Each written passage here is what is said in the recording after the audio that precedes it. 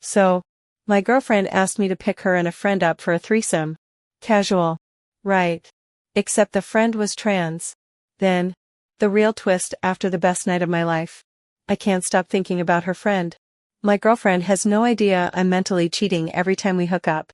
What the hell do I do now? It all began innocently enough. I met Mel at a local pub quiz a few months back.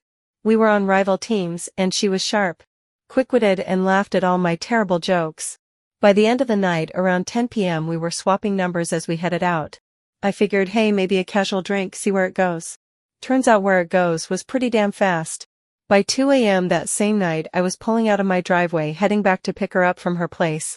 We ended up having some spontaneous fun in my car, and that pretty much set the tone for everything that followed. Since then it became our thing. We'd hook up 2, sometimes 3 times a week. No strings, no drama, just easy, fun chemistry. It was exactly what I needed. Someone to hang out with, laugh with, and have a good time.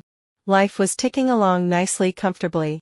I wasn't looking for anything serious, and neither was she, which worked out perfectly. Then last weekend rolled around. My phone buzzed around 11 p.m. It was Mel. Hey, out with a friend, we're having a blast but need a ride home soon. If you pick us up and bring us back to yours, we could have some serious fun. The fun part definitely got my attention. My initial thought was, hell yeah, sounds like a plan. More Mel, more good times.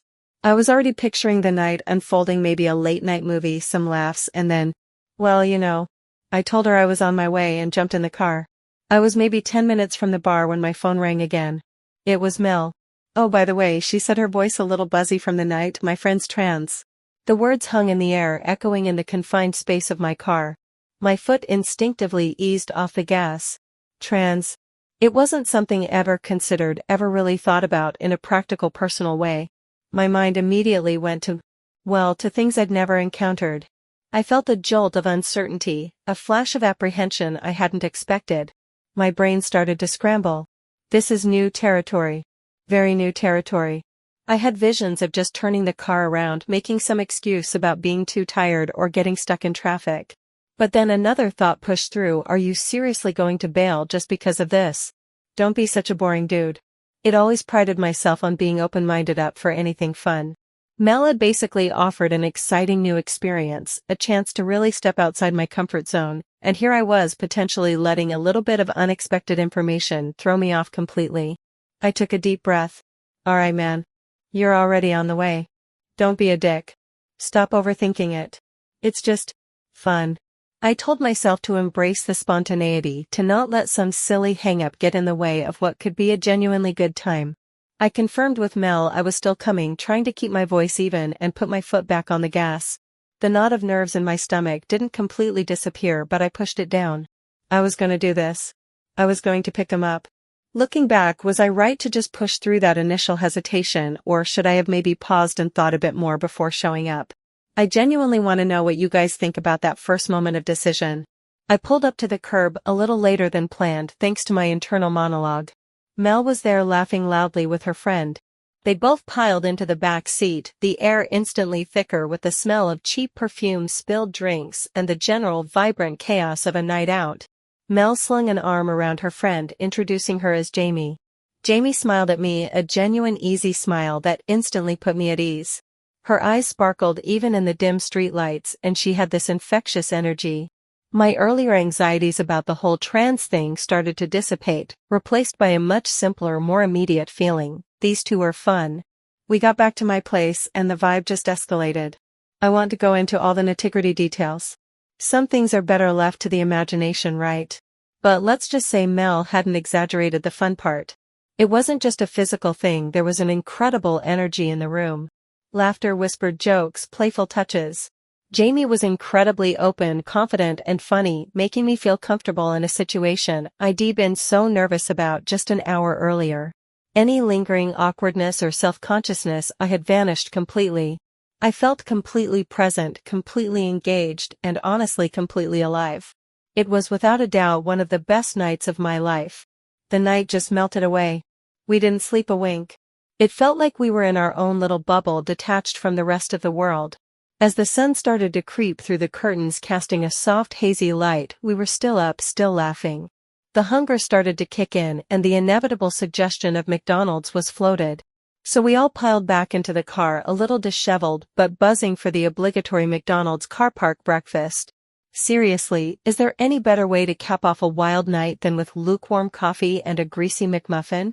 We set their windows down, blasting some terrible pop music, just soaking in the ridiculousness of it all. Around 9 a.m., I dropped them both back off at Mel's place. As Jamie was getting out, she turned to me. "Hey," she said, pulling out her phone, "you should add me on Instagram." She flashed a bright smile and it felt like a genuine connection, not just a casual suggestion. Without even thinking about it, I pulled out my phone right there and then and we found each other. "Cool," I said, feeling a goofy grin spread across my face. "I'll do that." Driving away from Mel's, the car suddenly felt incredibly empty. The buzz from the night was still there, a warm hum in my chest, but mixed with something else. It wasn't just the satisfaction of a good time. It was a fixation. I found myself replaying moments with Jamie, the way she laughed, the way she looked at me, a particular comment she made. My brain was snagged on her. I knew I had just had an incredible experience with both of them, but it was Jamie's presence, her energy, her directness that had truly captivated me. This wasn't just a fun night. It felt like a significant shift and I was completely unprepared for how deeply it had resonated. This whole experience with Jamie has thrown me for a loop. I mean, I went into that night expecting fun, but I got something so much more impactful. How do you guys deal with an intense, unexpected attraction like this, especially when it comes from such an unconventional situation? It's confusing the hell out of me. Since that wild weekend, my mind has been stuck on a loop playing reruns of Jamie. I'm talking non-stop. It's like my brain hit the favorite button on those particular memories, and now they're just on repeat. I added her on Instagram right there in the car and now I can't stop looking at her photos. It feels a little stalkerish, honestly, but it's like a compulsion. I scroll through her feed, looking at her smiling out with friends enjoying her life. Every picture just reinforces this feeling, this fascination. I haven't sent her any messages or anything though. That feels like crossing a line, like hassling her. I just look. All day, no matter what I'm doing, she's there somewhere in the back of my thoughts, sometimes right in the front. Midweek Mel texted me asking if I wanted to hang out. We hooked up on Wednesday just like we usually do. And that's when it really hit me how deep this thing with Jamie has gotten. I was there with Mel doing our usual thing, but my head was miles away. The whole time I was having these vivid flashbacks to the weekend. I wasn't thinking about Mel or what we were doing. I was remembering Jamie's laugh, the way she moved, something specific she said, the intense energy she brought to that night.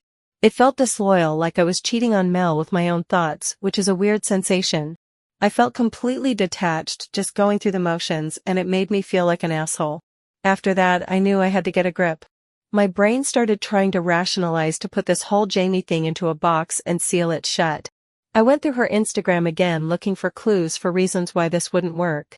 And I found them, or at least I convinced myself I did. She seems to really enjoy a party lifestyle. Always out, always with a big group, looking like she's living life at 100 miles an hour. That's just not me. I'm more of a quiet night and maybe a few beers with friends, definitely not the life up the party type. I'm pretty boring, honestly. So I told myself, look man, you won't act on this. She's great, the night was amazing, but it's just not a match. You're too boring for her kind of excitement and you just drag her down. Don't be that guy. It felt like a solid logical conclusion. A way to shut it down. The problem is the thoughts haven't stopped. Despite my very rational, very boring internal monologue, despite telling myself it's a non-starter, she's still constantly on my mind. I'm trying to move past it to just enjoy the casual thing with Mel again, but it feels tainted now. I just needed to tell someone to get this out into the open because it's driving me crazy. I'm not going to message Jamie, I'm not going to try to break up Mel's casual situation, to pursue something that I've already convinced myself won't work. But how do you just turn off this level of fixation? So Reddit, I'm stuck. I've got this intense attraction to someone I know, or at least I've convinced myself I know isn't right for me, and it's making my existing casual thing feel weird. How do I actually get over someone I haven't even really started with, especially when every fiber of my being is screaming at me to send a message? What's the play here?